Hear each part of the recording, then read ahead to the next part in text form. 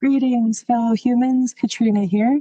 Welcome to another episode of I Don't Know, because I don't know what we're going to talk about, but I got someone here with me who's new, a new face. So would you like to introduce yourself?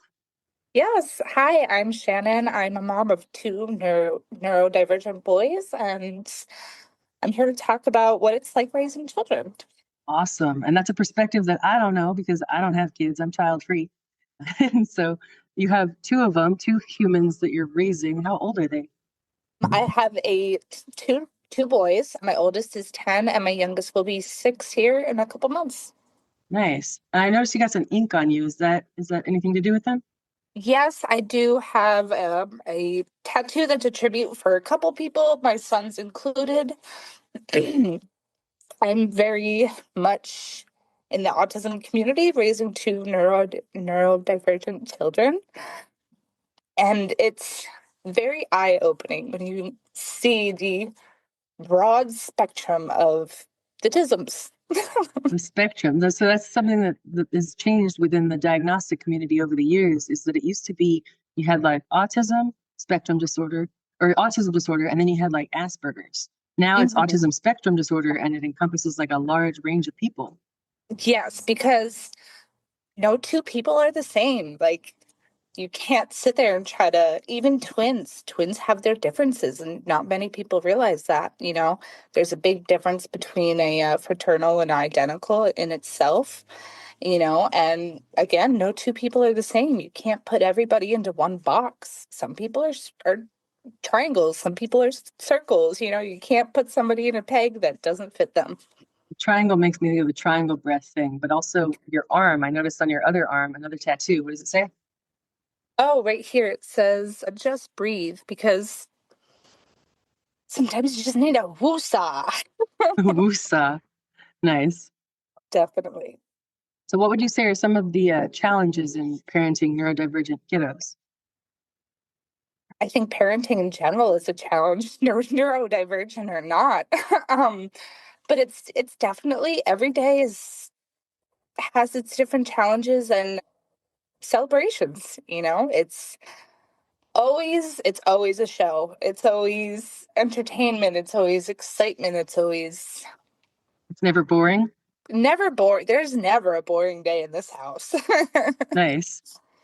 And then what about outside of a mom? Who would you say you are outside of being a mom to the kiddos? Oh gosh, that's something I'm actually trying to rediscover to a degree myself right now, because sometimes with raising neurodivergent children, you can lose yourself. And sorry if I get a little emotional, Okay. but sometimes you just want so much for your children that you kind of give up a piece of yourself for them. That is the beauty in parenting, but also the struggle in parenting. And you got to sometimes be a little selfish and remember, I was a person before I was a mother. Like, I was Shannon before I was mom. Based on your And surroundings, it seems like you're a bit of an artist. I am. That is one of my outlets. It's one of my very selfish things that I do for myself at times. Painting with your kids can be beneficial for them as well, but there's times where I have to kind of selfishly say no because I don't want my things ruined. That is something neurodivergent children can struggle with. They don't know how to be gentle at times What or about how to, boundaries? or that's just where I was leading. Don't even know how to respect boundaries. And it's not that they want to be disrespectful. It's just, especially I think as a mom, you're your children's safety net. They they just want to be safe. And when people are safe, they drop all their guards. And so there constantly need to be that touch, that hug, that reassurance that, you know, mothers give, and mothers should be able to give, but at times there are selfish moments where you have to say, like, I don't I know that need, all I selfishness need, is negative, though. Like, as far as when you're on an oh, airplane, and you put on your oxygen mask first so that you can help somebody else. That's great.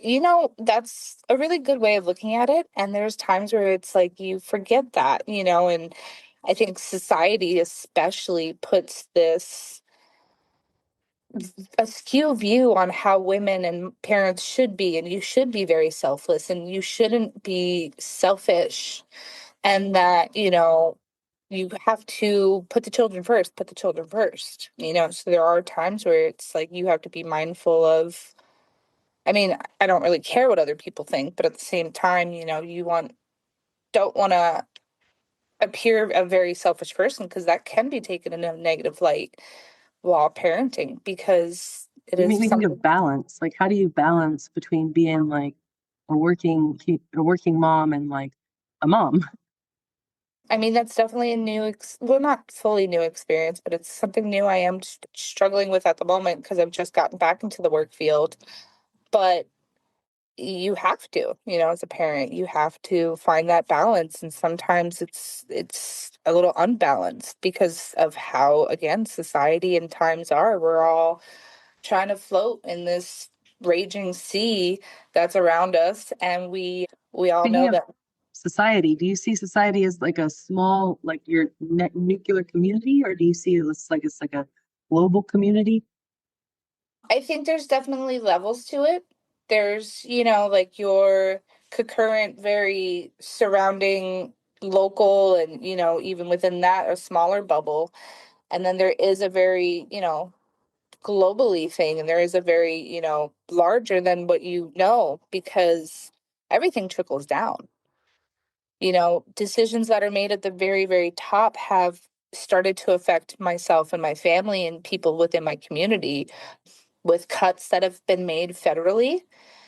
Arizona now no longer has ABA therapies available to some of these people that truly need them. You used And an acronym that not everybody might know. What is ABA?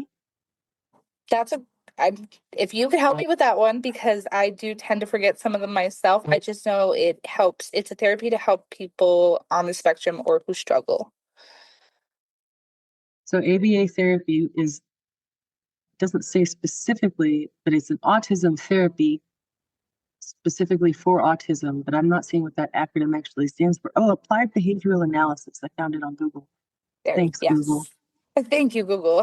Yeah, because I always forget the analysis part. But yeah, it's basically just, helping them to do what neurospicy people can do easily.